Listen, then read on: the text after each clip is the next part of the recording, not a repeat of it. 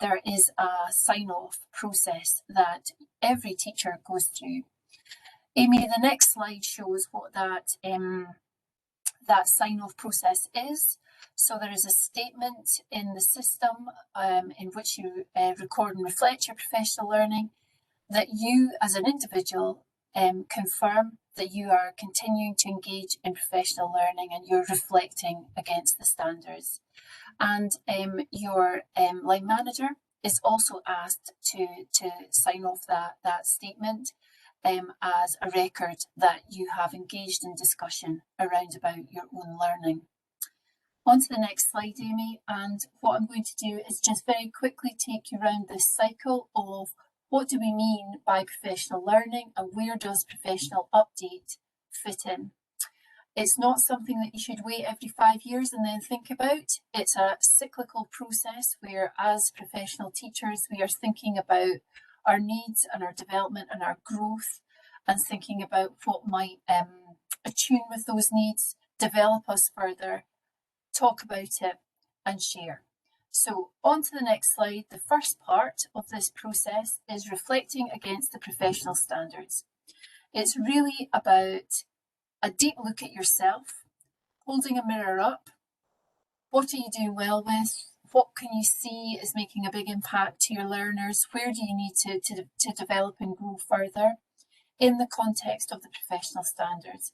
And it's about being honest with yourself about things that you do require to develop. There is absolutely, it's not about declaring a weakness.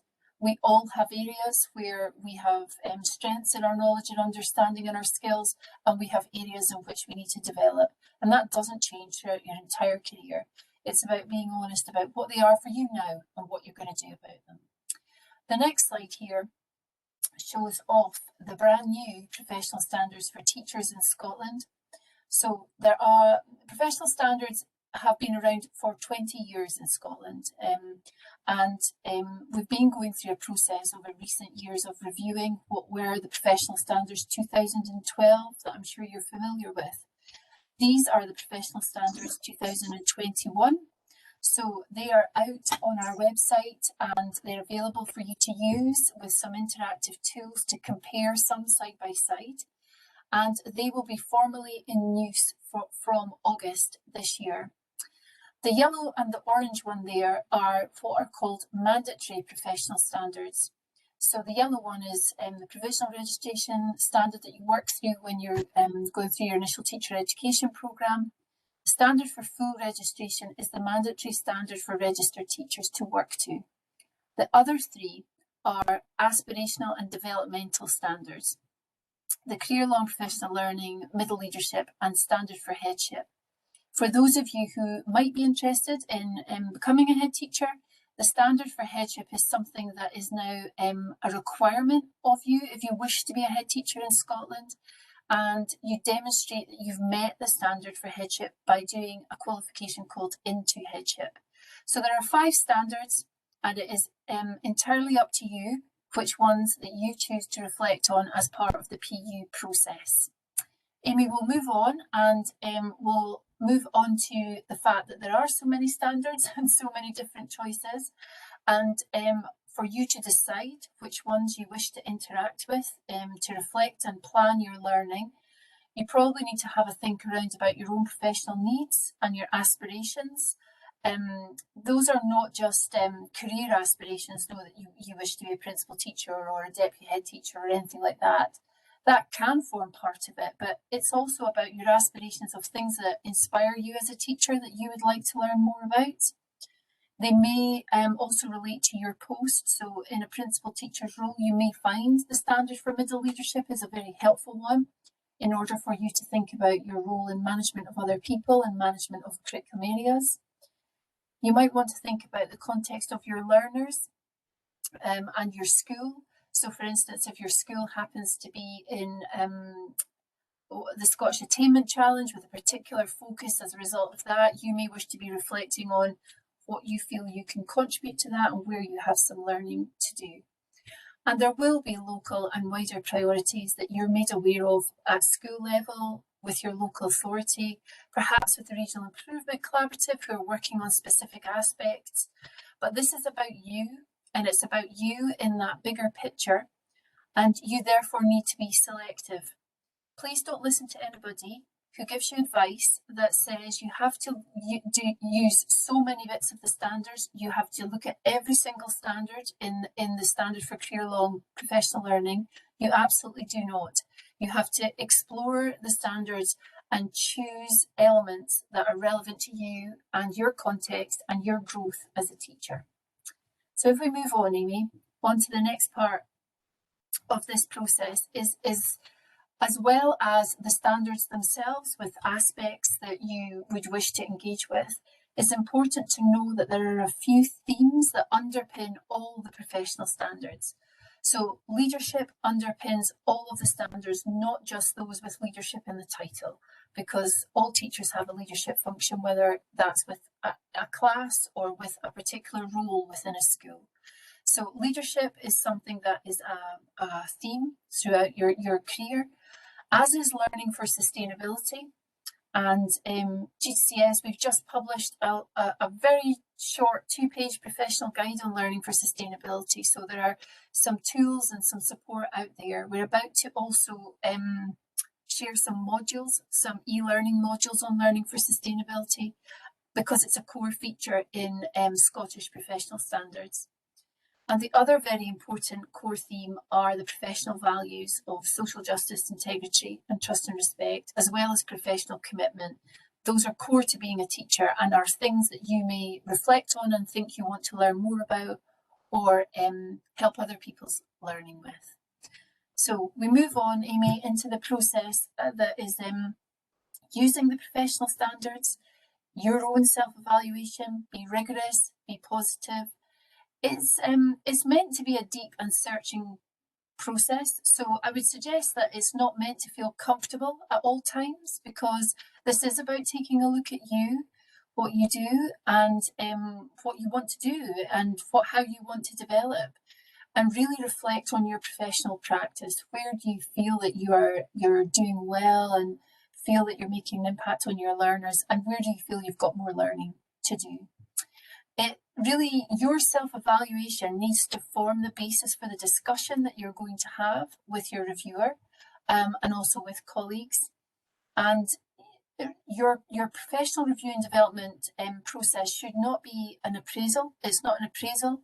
It's driven by you coming along with your learning, your reflections, your self-evaluation, and talking through what you want to do to develop and what support you feel that you might need to get there. And as I said, it is not a question of coverage. You do not have to tackle so many parts of the standards or so many themes. This is about you taking a good look at yourself in whichever way suits you at that moment in your career. And the next slide, Amy, I think we might be moving on to step 2, which is planning how you're going to learn. So once you have done that self-evaluation, you're thinking about how you're going to go about addressing the areas that you have identified as areas for learning. And some of that will be really obvious to you, and some of it won't. And I think one of the things that I'm always keen to emphasize to people, that professional learning comes from lots of different places, and that includes the day job. So there is learning in most things that we do, and it's a case of us actually going through a process to reflect on what has my learning been today. That was difficult. I found that situation really tricky. What have I learned, and how will I use that learning again in the future? And it goes from that to professional readings, through to attendance at events, sharing with colleagues, and one of the things you might want to engage with is the National Professional Learning Model that gives some aspects and some ideas around about that. So we'll move on, Amy, and takes us to number 3, which is the yellow part of this. What kind of professional reflection are you going to take? You know, think about very much your behaviour as a teacher. What do you do and why do you do it? And something that somebody asked me a long time ago that has stuck with me is the professional values for teachers are the ones that I mentioned earlier. But if I as an individual could only have one professional value, what would it be and why? Most teachers have that deep-rooted professional value that drives what they do and the difference that they want to make to children and young people. And taking a hard look at why you do what you do, it is a useful starting point and how you feel about it. You need to have a think about who you're sharing things with and when. You know, what is personal and confidential to you, and what are you content to share and discuss and debate with a colleague or a reviewer. And it makes more sense to keep a reflective journal that's regular and reflective, as opposed to thinking, oh gosh, is this my PU sign-off year? I better think about doing something now. It's about building a system that works for you, where the regular reflection is actually day on day shaping your growth and what you do in the classroom. On to the next slide, Amy. And key messages from all of that. Reflecting is not new. That's what teachers do. We are reflective practitioners. Recording is new. It's got a clear. It has to have a clear purpose for you. But there are no rules on recording. Again, please don't listen to anybody who says that you have to record every single piece of learning that you have ever done. There are no rules on recording. It's about your judgment about what, where, when, and how much you record. The main thing is that it's an honest, personal review of you as a practitioner and your learning, and a professional review of where you want to go next. So we'll move on, Amy, to, I think this will be the blue bit, the evidence of impact, which I think when we do a PU survey every year, so if it's your sign-off year, we ask you to offer us, the General Teaching Council, some reflections on your professional update. Evidence of impact is one that some teachers find harder to think through what evidence it might be. So if we move on, Amy, I think we've got some ideas on this slide about how we might be supported to look at evidence, because these are some of the myths and legends that exist in Scottish education about PU. And you can tell me how many of these things that you have heard, because none of these are true. You do not have to record everything that you do, and you do not have to keep a huge portfolio. Please remember, PU is for you. It is for you as a professional teacher. It's not to prove anything to anybody other than yourself. You don't have to have at least 20 pieces of evidence. It's not that only certain types of evidence are acceptable. It's not about every single aspect of the standard. Line managers are not checking the system to make sure you record evidence. The only people who have access to your element of MyPL are yourself and anybody that you choose to give access to. You don't have to have the same amount of evidence every year. It's not there to prove that you have been doing what you've said you've been doing. And if your local authority has a different system to my GTCS and my PL, you shouldn't be having to copy evidence into two systems. And if you are, I would really like you to tell me about that, because there are still some issues there in terms of bureaucracy that we need to address and further improve. So the evidence is about you yourself thinking about, what evidence do I have?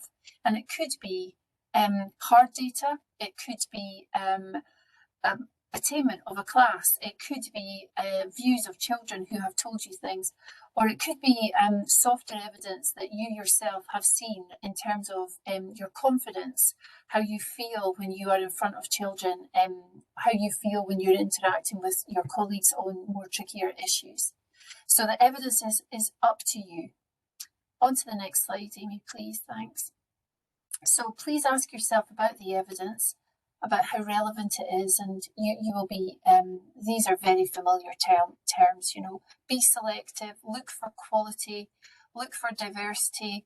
This is not about seeking, 10 bits of evidence all from the same place. This is about keeping it very, very manageable, and evidence that is meaningful for you to look at, to think through. Take that long, hard look about what it is that you need to do.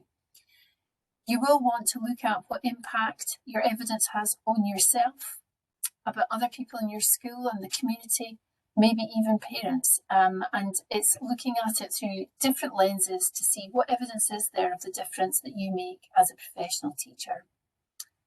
On we go, Amy. And sorry, I'm enjoying the Chris Whitty thing. I need to get better at it. The last step in the process is the professional review and development step. So this is where you're heading, because this is about your opportunity. Take your time to meet with your reviewer to really celebrate your professional learning as a teacher.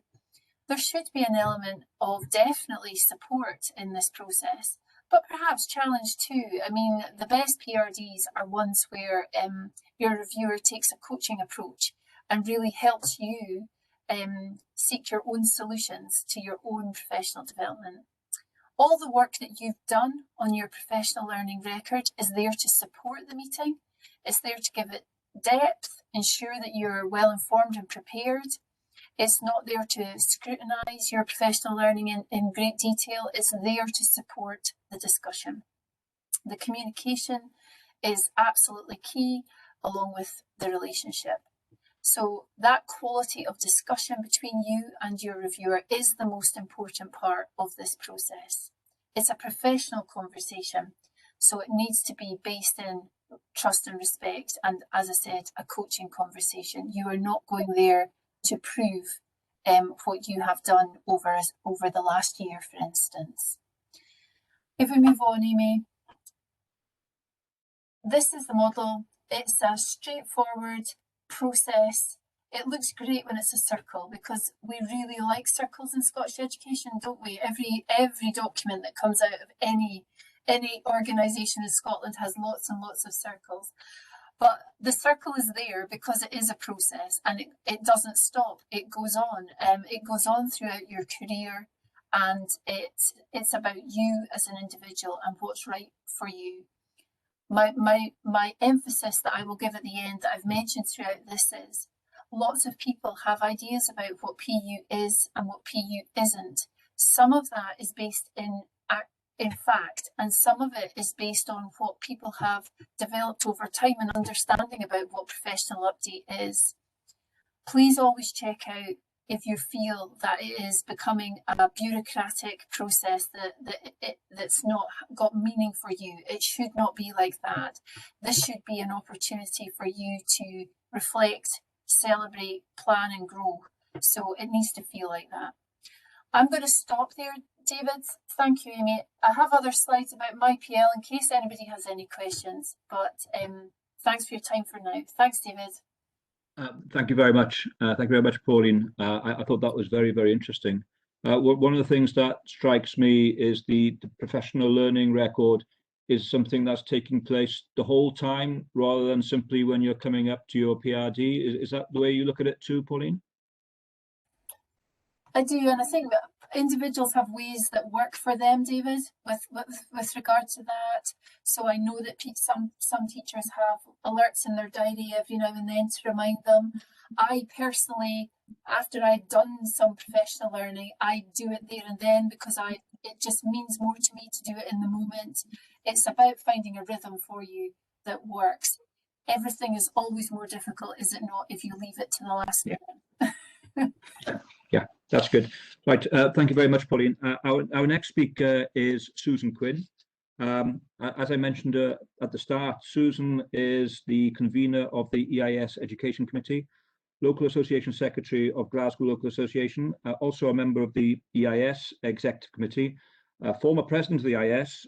She's also a head teacher in Glasgow who's seconded to do the EIS work for us. She's a very experienced EIS representative, and she'll be hoping, well, I'm hoping that she'll be answering some of the technical questions that are coming at the end regarding supporting EIS members too. But I'd like you all to give a warm welcome to Susan. Thanks, David, and thanks, Pauline. It's was reflecting there that it's a few years since I've been involved in one of these professional update events with GTCS, but From the outset, 6-ish years ago, when this was being implemented within Scottish education, myself and Pauline's predecessor and their predecessor and I did many a roadshow around the country promoting professional update. And that kind of goes to where the EIS sits within this, because we have from the outset been very supportive of the professional update process. Pauline outlined in what she was saying about how it sits in law and otherwise, and I need to reassure you that at the time it was what was being considered was something much more scary for teachers than what we have now. And indeed, the professional update sign-off system should be one which supports teachers much better. PRD isn't new. The recording of your PRD and your professional learning isn't particularly new. It came into real play at the time of what we now class as the Macron Agreement. For those of you who, because you're all very new to teaching, it's what got you your non-contact time if you're a primary teacher, but it did implement at that time the rights and responsibilities around PRD and the opportunities that came with that. And professional update coming along 6 or so years ago was seen by the EIS as an opportunity to kickstart the PRD situation again, to enhance the system as it was, because what lots of our members told us was that it wasn't really a quality experience, it wasn't what they had hoped it would be. And I've got my notes here, and as is always the way when you're the second speaker, I ticked off all of the things that I was going to say that Pauline said. So I can stop now, but no, we will keep going. So as I said, the EIS is very supportive of the PRD process. Indeed, we strongly support the professional learning agenda, hence we've got events like this evening going on throughout the time of the pandemic. And as Pauline outlined, we see the PRD system as a process. We don't see it as a one single point in time. We see it as something which should be on the part of the teacher, something which they see as a positive in their career. And for lots of our new teachers, that's something which is built into their initial teacher education system and into their induction process. And we hope that having been through those kinds of processes, that it's not as hard for new teachers to the profession to engage fully with the PRD coaching and mentoring processes than it maybe was for those of us who were a bit longer in the tooth when TP21 came along and we were suddenly being expected to do 35 hours of professional learning on top of all of the other crazy madness that was the life of a teacher at that time. So the point is that your PRD should be something which doesn't just happen to you once in September and then nobody talks to you about it again during the course of the year. It's something which we encourage our colleagues to get involved in conversations around and to try to find different points in the year when you're reviewing it. I absolutely agree with Pauline. Please don't be looking at just a single point in time of when you're going to write your professional learning record and make that the day before your next PRD is due, because technically that's the only time somebody is going to really look at it with you is the next PRD. But actually that's not how you get quality, and that's not how you develop and that reflective practitioner arrangement that we really want to see within our system. What we would say is that time has to be built into your working life for this. You have a right under the working time agreement under your 35 hours week to have time for your PRD set aside. So it shouldn't just come from your own personal time. There should be an allocation in your local agreement around that. You then have your 35 hours of personal professional learning time that you're going to be doing some certain activity in. But there may also be experiences that are covered by the working time agreement that are being done by the whole school, which are also professional learning opportunities that are maybe not written up in your PRD, but actually are a really quality professional learning opportunity.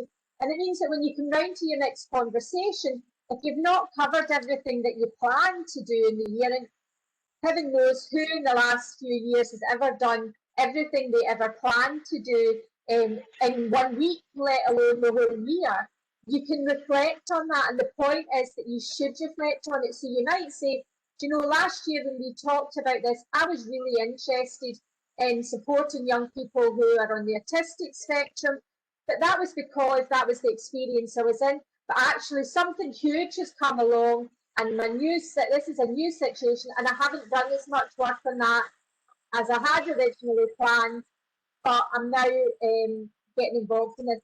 Excuse me a wee minute, we've just got a really major storm happening in my conservatory, and I'm putting my other ear in so I can, I'm not being distracted by the whole of the world coming to an end.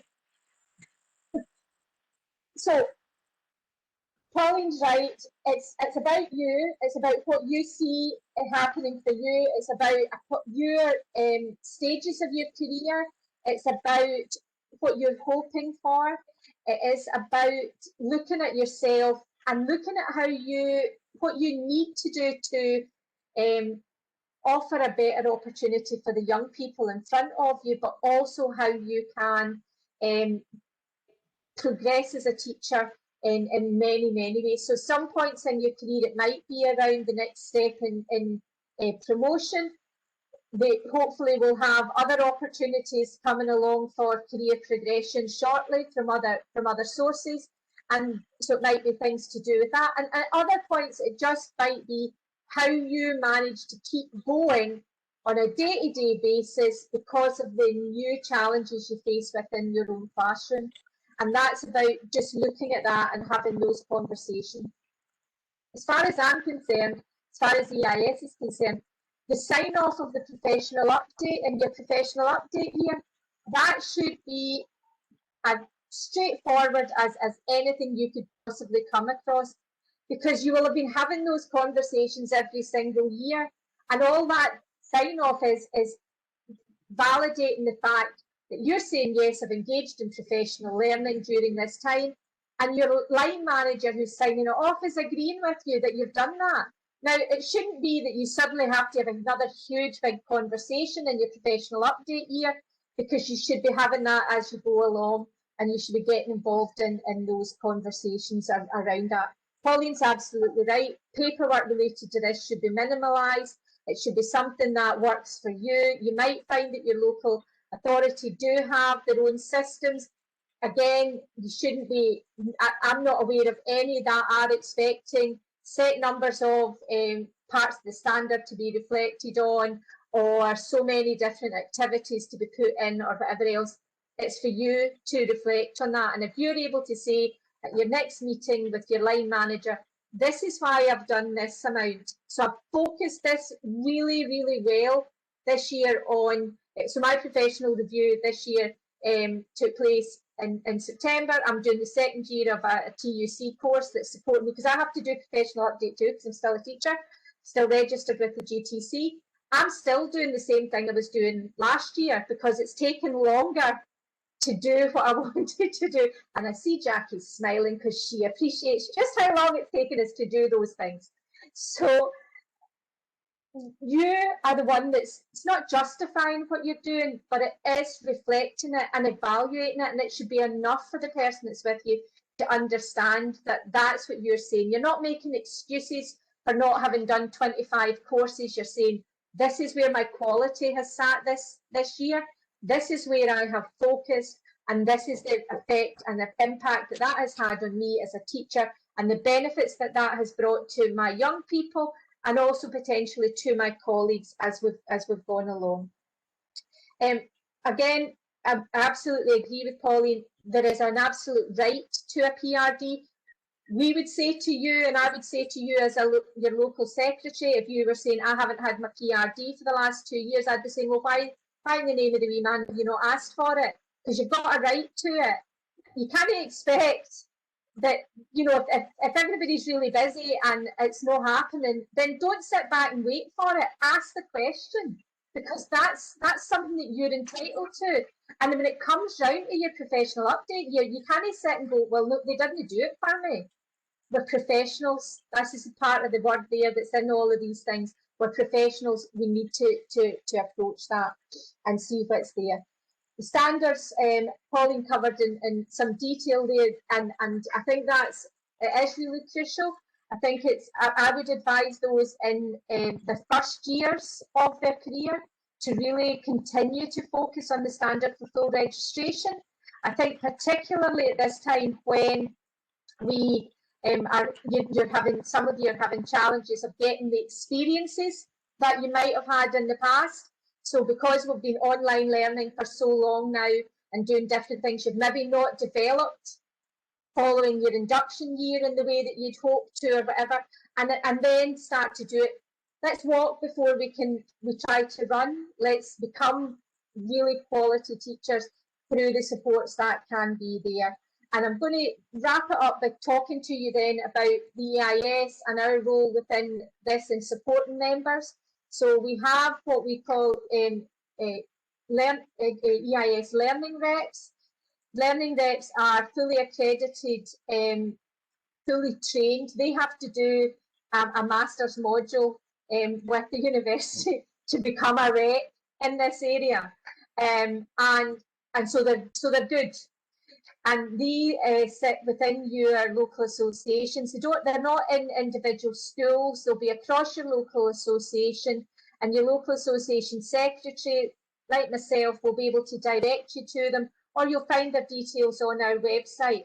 And they will be able to answer some of your questions around professional update, PRD, and where you can find the kinds of professional learning that you might be looking for that might not be otherwise. The people, I personally, though I was a very shy girl at school, I'm not a particularly shy person now. That goes without saying for some of you, I appreciate, but I was really shy back in the day. And at my beginning of my career, I might have thought twice about who I was asking for help from, just because I was a bit self-conscious, didn't want it to come across as if I didn't know what I was doing, and stuff like that. So you might kind of still be at that stage, and our learning reps are there to kind of help you overcome some of that, so that if you don't feel that you're able to approach your line manager or ask a question about what's going to happen next and stuff like that, then our learning reps are there for you, and we would highly recommend that you contact them or your school rep or indeed your local association secretary, because we're more than happy to provide the information and support that you require in these areas. And finishing up with, I really appreciate Pauline's acknowledgement of the myths of professional update and professional learning. I think unfortunately for some people these myths are reality, and that's how they become myths. So I think that what we do need to do is be mindful of the fact that sometimes some people, in misunderstanding the processes or otherwise, or lacking confidence themselves in their ability to support people through PRD or otherwise, and this is me and put my charitable hat on at the end of a working day, sometimes don't necessarily lead people down the right paths in terms of their approach. And certainly I have heard of all of those myths actually happening to people. Unfortunately, they're thankfully very, very small numbers, but now that Pauline has reassured you that it shouldn't be happening and it's something that should be challenged, then you're in a position to say, no, that's not right, you shouldn't be doing that, or asking somebody else, your rep or whatever, to help you with that. So thanks very much for having us along this evening, and looks forward to catching up with you later on. Thanks, bye. Thank you, Susan. Thank you very much for that. A great overview. And I think one of the things that perhaps I'd like to stress from what you're saying is that we've got a network of learning reps, and that can assist members on this, and also school reps within each school. And presumably this help, Susan, is available for all members, whether they want general help or support or advice or guidance on the PRD process, or if there is a specific problem for a member within the process. Yeah, absolutely. So I suppose I would say that for guidance and around the professional update PRD processes, that kind of thing, I would be suggesting your learning reps are kind of good points of contact. There will be people trained within every school on that as well, but in terms of that, I think where people start to have challenges around it. So if somebody's told, feeling that their conversations are not supportive conversations, or they've been asked to put 25 activities into their professional learning record, then that would be the school rep more so, because our learning reps are there as advisors and coaches and a font of knowledge. They don't necessarily represent members in casework. Now, some of them will, because they'll have other roles, but I would be recommending in the first instance then that there's a challenge around or a question about whether or not something's right or wrong, then maybe a chat with your school rep who can advise and can direct to the right person. Thanks, Susan. Thank you. Our final speaker is Suki Sangha, who is an EIS organizer. Prior to coming to the EIS, Suki worked in the third sector and in statutory settings, primarily working with early school leavers and BME young people in Glasgow. She comes from a campaigning and trade union background and continues to be an active trade unionist and social justice campaigner. She has previously represented black workers as the chair of the STUC Black Workers Committee, as well as representing workers on the STUC General Council. Suki is going to speak a little bit to you all around the EIS, how we organise and how we're very much an organising union in which it's the activity of the members that really drives ahead activity rather than a top-down type model. So Suki is going to explain that far better. Over to you, Suki. Thanks, David. Can you see the slides okay? Yeah. Okay, perfect. Okay, folks, so in this section, I'm going to take you through a couple of different things. So I'm going to start by talking a little bit about, well, what are trade unions and really what's the role of a trade union? We'll talk a little bit about why we encourage active participation of members within the EIS. And I'll also provide a little bit of information around how the EIS is structured, both so that you know how to get more involved, but also so you know where to go for support as well. And crucially, I'm going to look at, well, why is it important to get involved in your union early on in your kind of professional journey? Okay, so I'll start with really what I mean by trade unions. So what are trade unions? As members of the EIS, I mean, you will have taken a conscious decision at some point to join a trade union, and you obviously chose, to join the EIS. And I'm sure that there are, hugely, vastly different reasons for why you might have decided to join a trade union. Some of it may be based on some of your previous experiences. But really, what are trade unions? And it's really when a group of workers take the necessary steps to join together with their colleagues to improve their conditions of work. And really being a member of a trade union means that you've got this collective support, not just in the workplace, in your school, but it also ties you to a much wider network, a much wider support network across the union, which really represents, in the case of the EIS, the collective voice of workers in your profession. And really, trade unions, in terms of what their role is, trade unions represent members' interests, they provide knowledge, they provide support, and importantly, they provide confidence that sometimes we need when it comes to addressing sort of workplace issues collectively. So really, what gives unions their strength is the active participation of members in all sections of the trade union.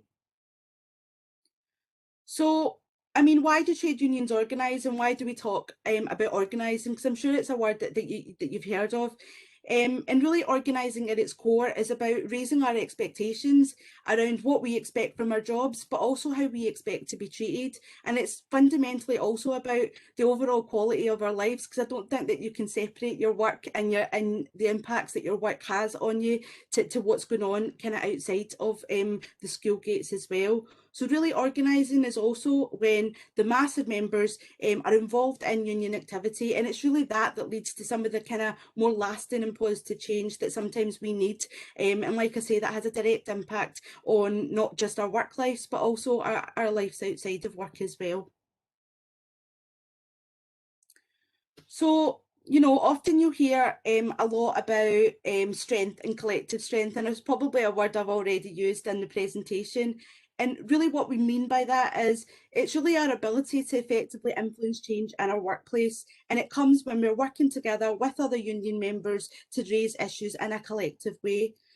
Because, you know, you can apply this, I suppose, to all sorts of things in our lives. When we start to sort of come together with other people and we raise issues with other people, it sort of gives us more confidence. It's far easier to raise issues with other folk around us than doing it as an individual. And, you know, when I talk about workplace issues, it could be a series of things, from issues around your workload, it could be issues around your professional update, your health and safety, could be equalities related issues, a whole series of different issues. And really our confidence, like I say, comes from our ability to use our collective voice and influence your working environment. And that is what gives you greater control over your working life, which is also really, really important. I'll talk a little bit more about that.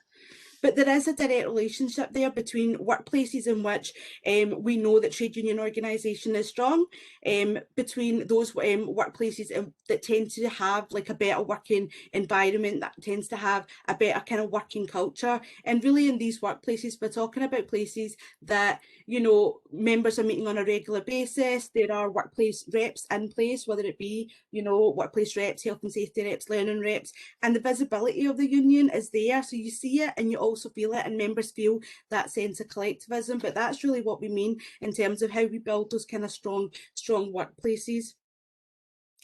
So why, I suppose, is trade union activism important to you as it, you know, early career teachers? I'll talk a little bit about really why I think, you know, it's important to get more involved and more actively involved in your trade union. And really getting more active in the EIS early on in your career will really help kind of shape and influence your profession as it is today, but also what you want it to look like in the future. So alongside all the work that the EIS does around representing members, around campaigning, which I'm sure you've seen or been part of as well, our members also directly influence education policy in Scotland. So really the markers that you help put down now in terms of your work is really what's going to help steer your professional journey going forward. And as I said, it isn't just about your working life, but it's also about the quality of your life overall. And really, fellow EIS colleagues also have a wealth of knowledge. I mean, I'm sure you're picking up some of that from the meeting today as well, but there's people that you can turn to for information. You know, there's a lot of experience, a lot of expertise in the EIS, and there's loads of different networking opportunities that we put on that you can get to meet people and, you know, find out more, ask questions, all that kind of stuff. And also lots of learning opportunities that you know, Susan touched on as well, in terms of your professional learning. So really it's about how do you maximise and access some of those opportunities when you're a member, you know, particularly early on in your career. And I suppose it's also about recognising that you also have an equal voice in the workplace, and that's regardless of how long you've been in the job. And I suppose what I mean by that is that if you see practices in your workplace that you think are having a negative impact, not only on yourself or some of your other colleagues, and I suppose that in some ways you're also seeing that the negative impact that it's maybe had on some long-standing teachers in your school, it is important to take steps to sort of identify what those issues are, raise your concerns, and also propose solutions and start to take those concrete steps in making your working environment the best that it can be. Because, you know, I'm sure others have said, we don't want teachers to burn out. You know, it's really important that you look after yourself, and there's definitely no rule that says that what's gone before in a workplace has to be the way things are going forward. You can take those concrete steps, those necessary steps sometimes, to make those positive changes that will have an impact on your quality of work, not just now, but like I say, in the future as well. And also, you know, sometimes your voices in the workplace can give other people confidence. So never underestimate the role that you play in giving other colleagues confidence with your ideas, with different perspectives. So ensure that you're feeding that in terms of, you know, making those changes if they're necessary with other colleagues, like I say, in your school. So I'm going to talk a little bit about the EIS and the way the EIS is structured. Some of this stuff might be familiar to you, but I think it is important and worth kind of just touching on, because what I tend to find is that if you don't know about the EIS structures, that almost becomes a barrier to your participation. So we do want you to understand and kind of know how the EIS operates on a day-to-day basis, and really where you can and how you can really kind of participate a bit more if you choose. So I'm going to kind of just refer to the diagram there on the kind of right-hand side. And I'm going to start by talking about your school branches. Really, your school branches are your first point of contact. It tends to be your first point of contact anyway with the EIS. And really, where we have EIS members in schools across the country, each of those schools should have an active EIS branch as well. I should say that if for any reason you feel that your branch isn't organised, or you are not having meetings, that you don't feel that any meetings have taken place since you've been there, then do reach out to your local association secretary, do reach out to your organiser. We can help you set up those kind of workplace branches if they're not already in place, but they should be. But in school branches is where we have our EIS reps that again Susan referenced. And this is really a place where you're identifying workplace issues, you're addressing issues collectively, you're even campaigning on issues if any particular, you know, issue is shared and felt across the school. And all our branches are also able to raise motions, and that's really important in terms of feeding in to the wider work of the trade union. So if there's a particular issue that colleagues, yourself, feel was really important for your union to be, you know, highlighting or raising at a local level or even at a national level, you are able to submit motions to your local associations. So do think about doing that if there are issues that, like I say, are quite shared. Your local associations are your local representative structures of the EIS. So 32 local associations match the 32 council areas, and your local associations really are there to provide you with local support, and they often provide representation to EIS members and also branches, like I say, at a local level. They also campaign on a range of issues, you know, that are specific to the needs of members in any particular authority. And they're also there to represent you in terms of your local negotiations. So in each area, I know we call them different things, but when the EIS goes into negotiations with the council and your local authority, it's members of your local association executive that really play a big role in negotiating things for you. And especially, you know, in the current context, not just in the current context, but there's lots of issues that are devolved to local council. So it is important that you have a strong EIS voice at that kind of local authority level. And really, this again is another structure in which members are elected onto your local association executives. But if you are interested and keen to get more involved, find out if there are spaces. Sometimes those local executives, committee management are called different things, do have spaces. So find out, you know, and if you're interested in getting involved, then do put yourself forward. I know that a lot of them are quite open as well, and you know, you can go along and find out a bit more about the business of the local association, but the information that you pick up there is hugely valuable, and you can share that with obviously colleagues back in your school branches as well. So it is definitely worth getting involved. Your National Council. So just briefly, your National Council is your 139 elected member representative body, and this also includes members who are members of EIS FILA and members of EIS ULA. So what I mean by that is that, you know, EIS represents teachers, but we also represent college lecturers and university lecturers as well, and they're represented on that National Council. And again, this is elected positions, they're elected every year, and it's really that kind of decision-making body between the AGMs or out with the AGMs. And there are 5 council meetings that take place each year. Here members debate, they influence, they discuss national campaigns, national updates, and also raise motions from local associations as well. So from that, this is a very quick tour of the EIS. So on to national committees next. So national committees, again, are elected committees, so they're elected positions. And these really action a lot of the decisions that are made by the main decision-making bodies within the EIS. So members are elected onto the national committees, and there are a range of different committees, and I certainly won't touch on them all because that information is available. But you've got your salaries committee that deals with pay and dealing with national negotiations around teachers' pay. You've got your education committee that, you know, feeds directly into Scottish policy. There are, you know, equalities committees, your executive as well. So a range of different committees, and I certainly won't touch on them all because of time, but you can get information around that. But like I say, these are all elected positions and they're held by teachers. Your annual general meeting, so your AGM takes place in June every year, and that really is your main decision-making body within the EIS. So members are delegated from across the country, across the local associations to attend the AGM, and motions are discussed, they're debated, and really that's what forms part of the union's priorities for the forthcoming year in terms of policy work, campaigning work, structures. A whole host of other issues are debated at that AGM.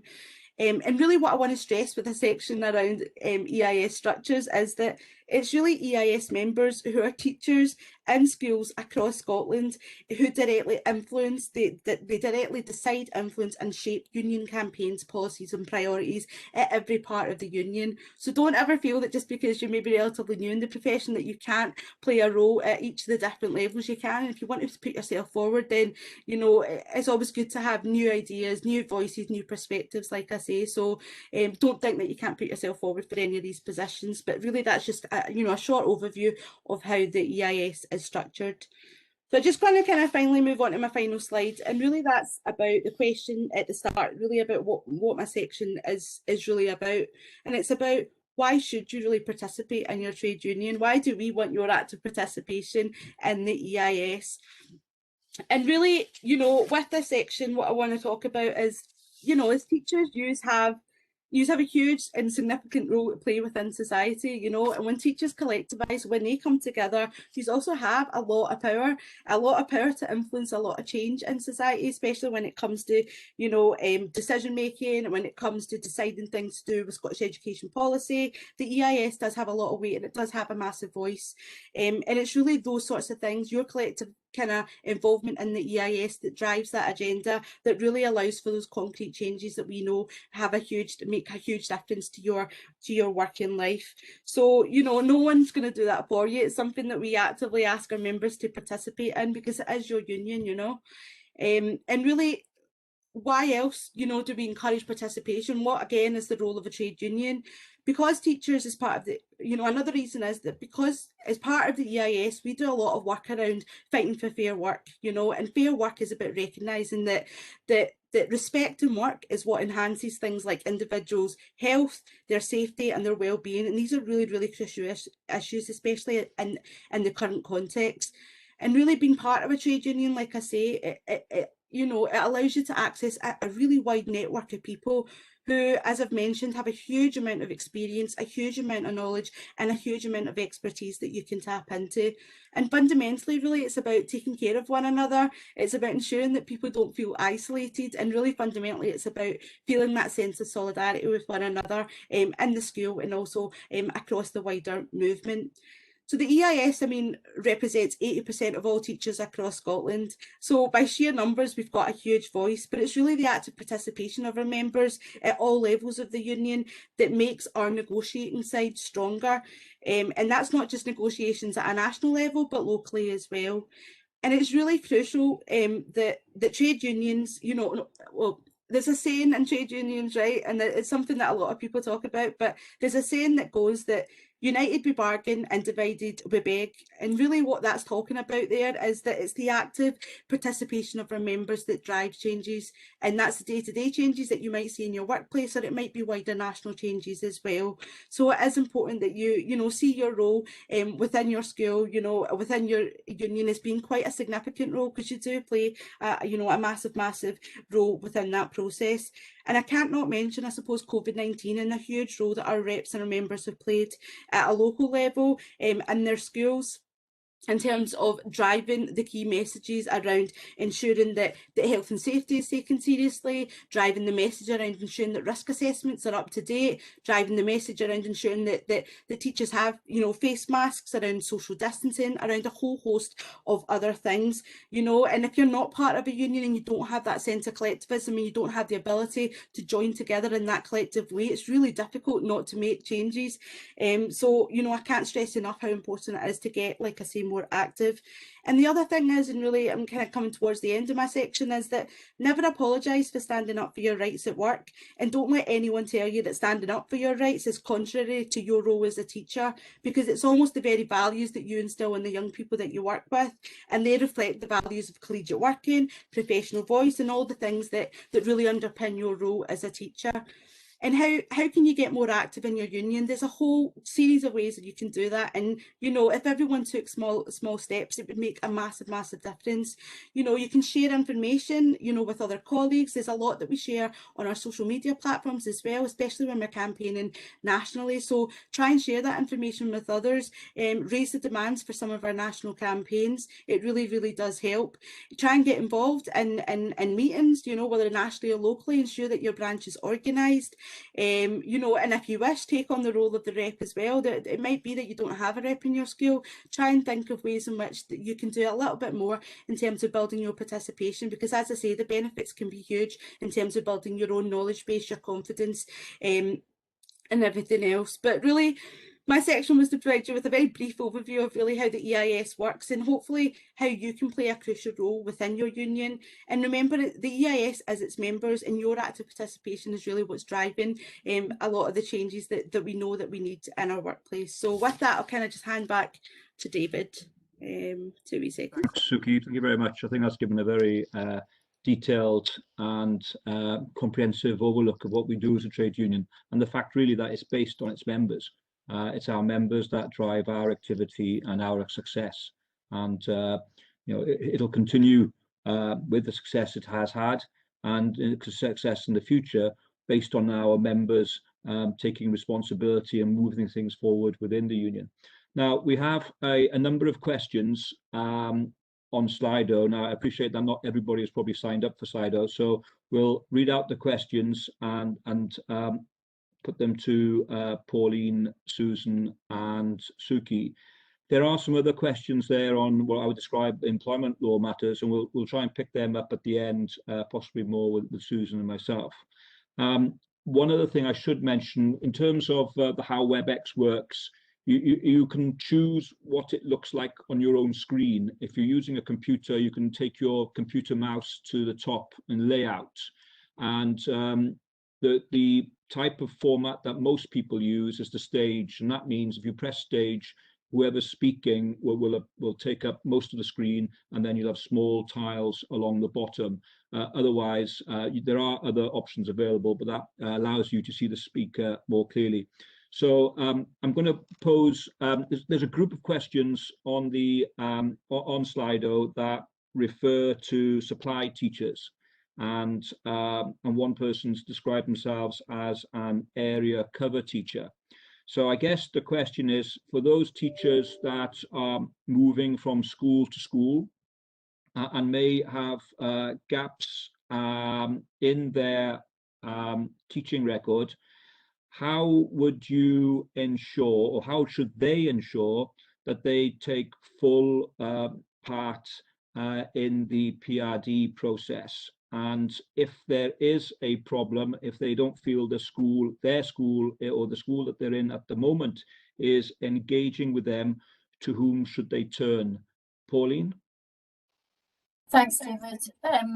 We did a review of Professional Update after the very first 5 years, and there are two groups that are not well served by PRD and PU, and those are supply teachers and head teachers.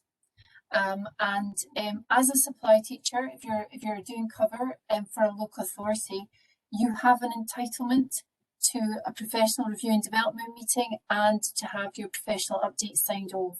So if you're not getting any traction at school level in that discussion, especially if you're working over more than one school, every local authority's education team has somebody who has a lead for professional update. It will not be their only job. It will be part of a bigger job that they do probably at local authority level, but they are certainly GTC Scotland's contact around about all matters professional update. Now, every local authority also has a validated system of how they support teachers with PRD.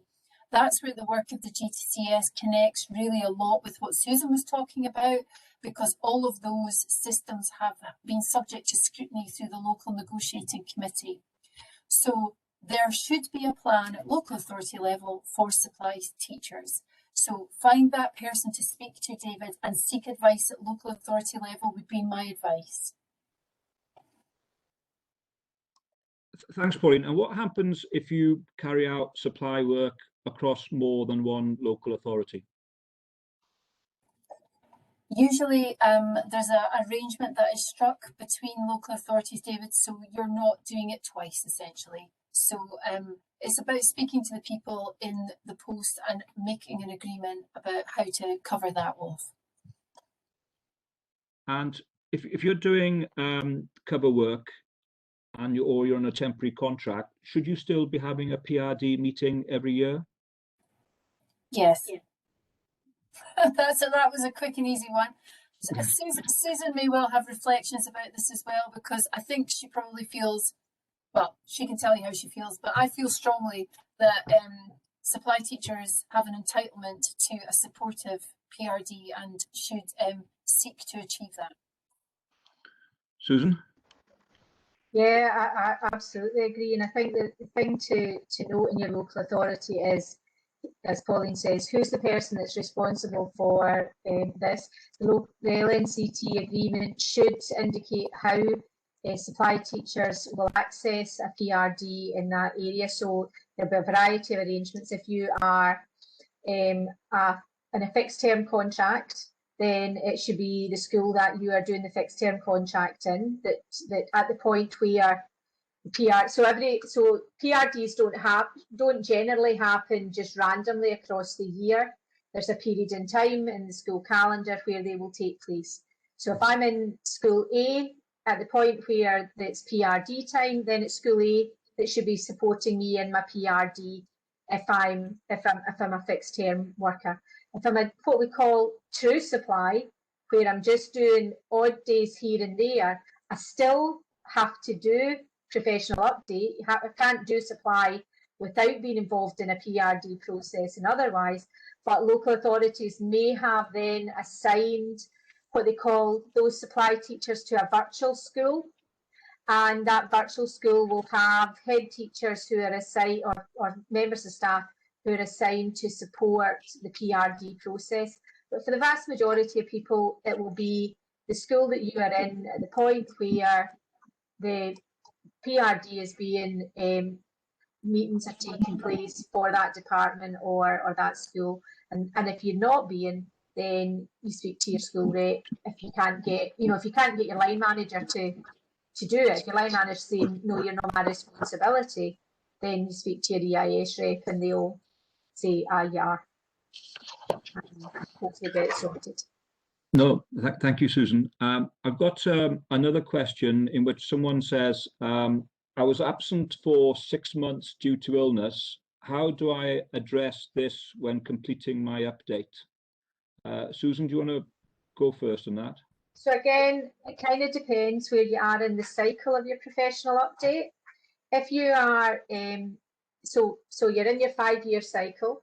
If you are in the year that you have, if your absence is in the year that your professional update is due, you should still have 4 years worth of professional learning that you've been involved in. So it might be that your school are confident enough to say, yeah, we believe we have supported you through this process. We're happy to sign off your professional update because based on 4.5 years of professional learning as opposed to 5.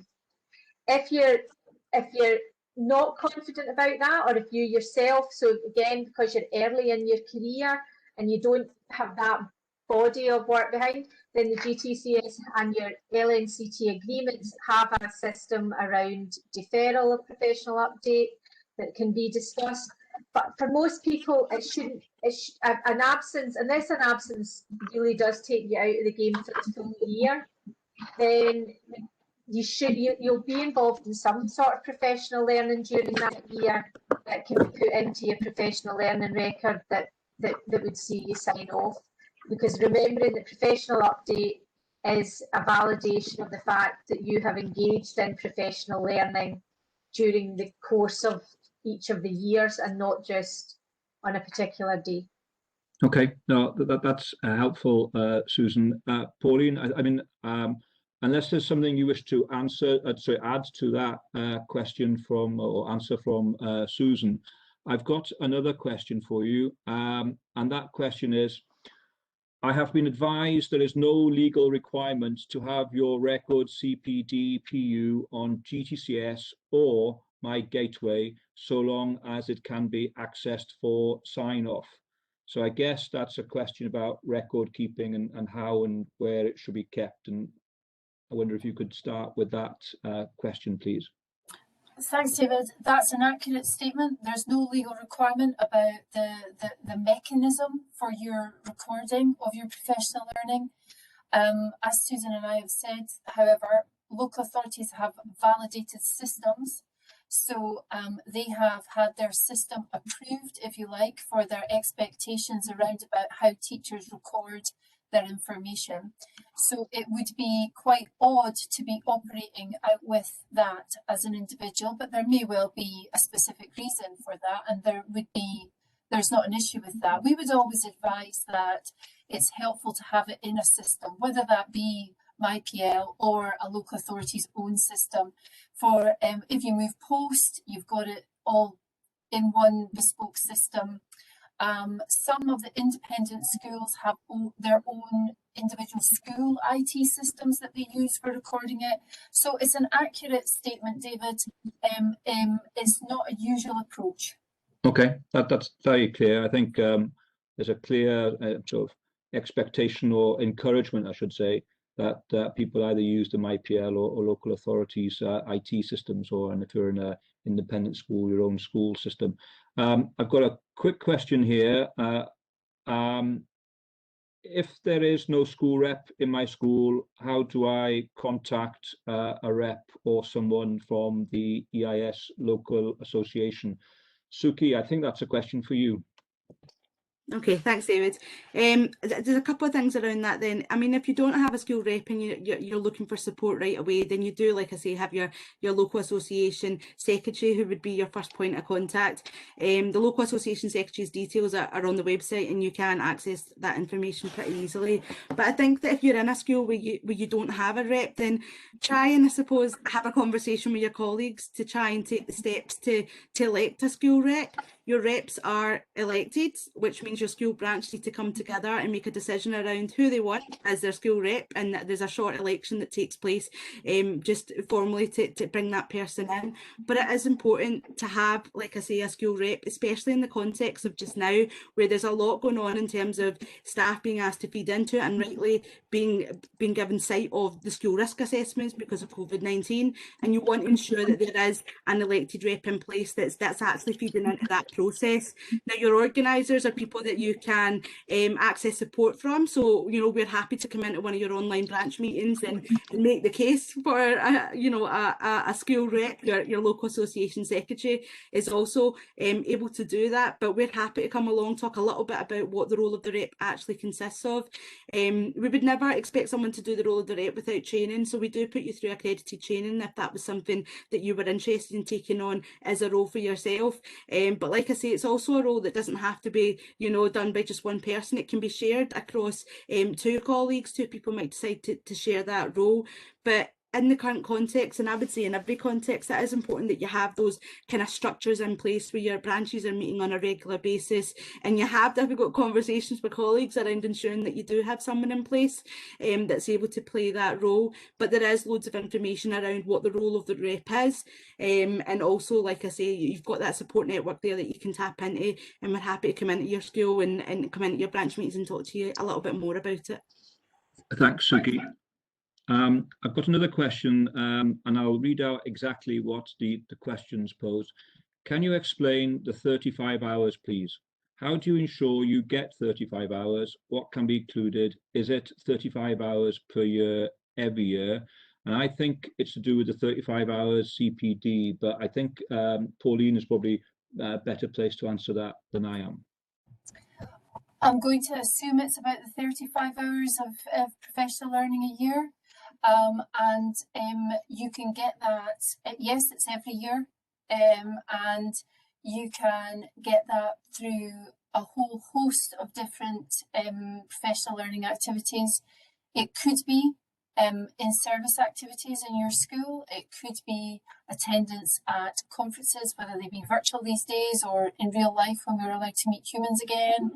It could be professional reading, reflection on a blog post that you have read. It could be collaborating with your colleagues. It could be involvement in school planning about a topic that you're really interested in. So I would suggest, David, that folk who are looking for a bit more guidance as to what professional learning is, hooks into the Education Scotland website and has a look at the national model for professional learning, which gives some top tips.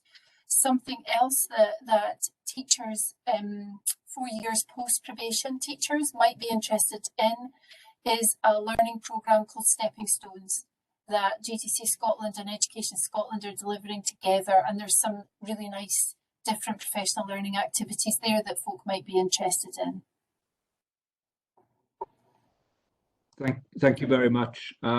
Hopefully a simpler question. Does maternity leave impact on sign-off and the completed hours over a year? I guess Pauline again.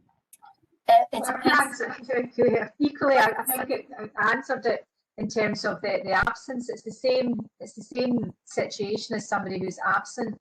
There is a deferral system there. Potentially, if somebody is on maternity leave in their sign-off year, then they're not physically in the building to actually engage in the PRD, professional update process. So then that's one of the things that will be in the LNCT agreement that says there should be an automatic right to deferral so that they can do that. Similarly, those people who are potentially getting this, and this is not the group for it, but for people that are considering it later on and thinking about their colleagues, if you're looking to the retirement stage and you're a couple of years away from professional update, but you're thinking you might want to do supply beyond that time, GTCS have an early option for sign-off so that your professional update is live for a further 5 years, so that you don't have to go through the process when you're retired. So these things are all the GTCS's website is one that includes a whole lot of frequently asked questions in relation to that, and also your LNCT agreements cover those particular ones. But yeah, if you're pregnant during the point where you're going to be in your professional update year, then a deferral will be accommodated.